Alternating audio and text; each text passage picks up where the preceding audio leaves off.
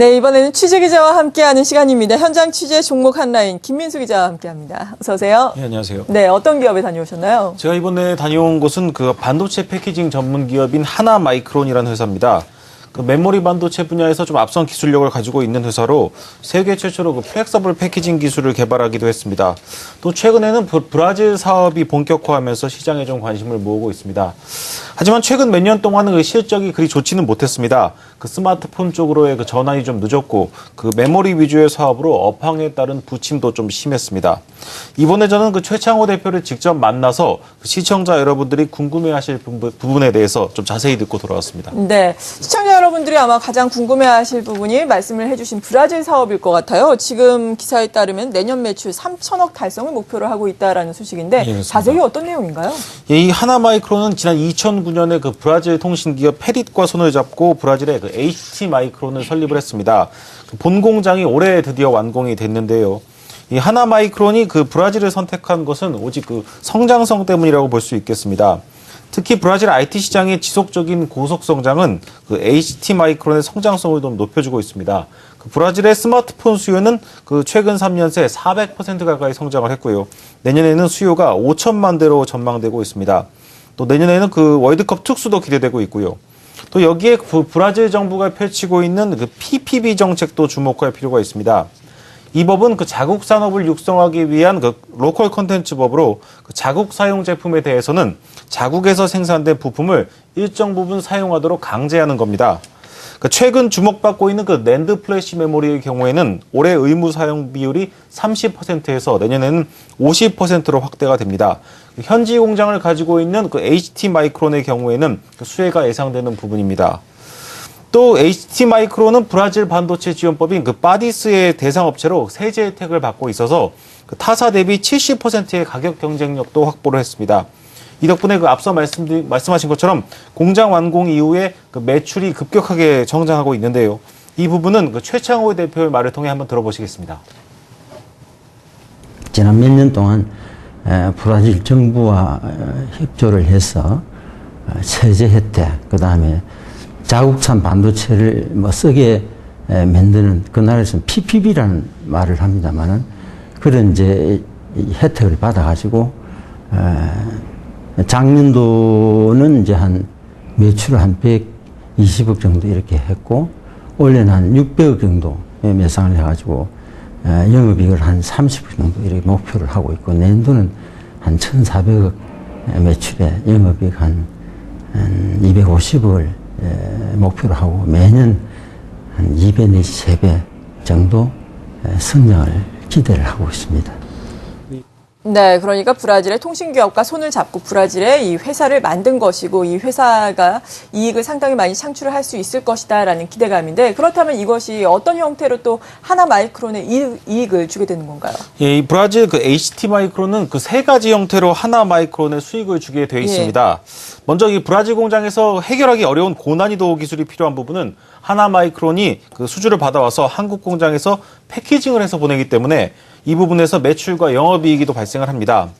또 하나마이크론이 HT 마이크론의 지분 50%를 가지고 있어 50%의 평가이익도 당연히 발생을 하고요.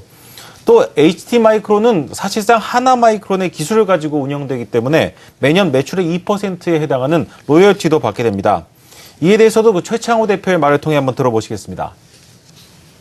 이제 브라질에서는 할 수 있는 반도체 핵심 그런 기술은 우리가 이제 가공을 해가지고 거기에 보내기 때문에 그 자체가 저희 매상이 되고 거기서 한 8% 정도 영업이익이 나는 이런 구조로 되어 있습니다. 그렇기 때문에 매년 그러한 또 기술이 어려워지기 때문에 회사의 비즈니스 규모도 저희들도 2, 3배 성장할 걸로 그렇게 기대를 하고 있습니다.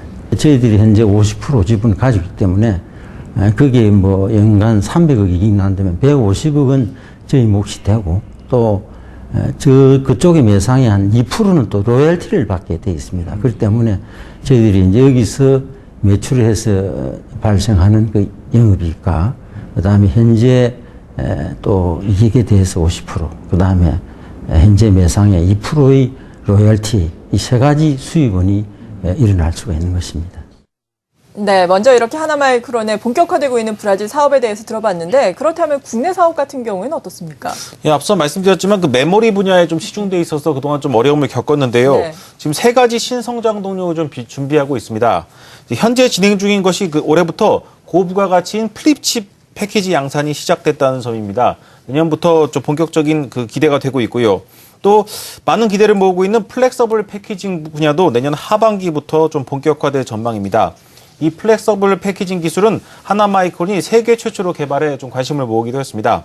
그 내년부터 그 웨어러블 컴퓨터, 그러니까 입는 컴퓨터 시장이 커질 것으로 보이면서 이에 대한 기대감도 좀 커지고 있습니다.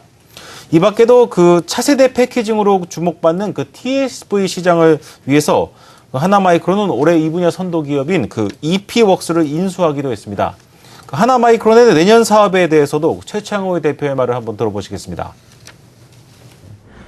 올 4사분기부터 이제 풀립칩으로 전환이 돼서 이번 달 한 600만 개 규모로 하고 내년도는 한 900만 개 규모, 뭐 1000만 개 규모로 이렇게 이제 확대를 시킬 것입니다. 또한 풀립칩 외에도 웨이퍼 레벨 패키지 사업을 내년부터는 본격화할 것이고 또 하반기부터는 저희들이 항상 말씀드린 플렉시블 패키지 사업을 본격적으로 또 할 것이고 또한 앞으로 미래의 그 TSV 기술을 개발해서 딴 회사보다도 앞선 그런 이제 기술 보유 회사로서 이제 발전하게 이렇게 노력을 하고 있습니다.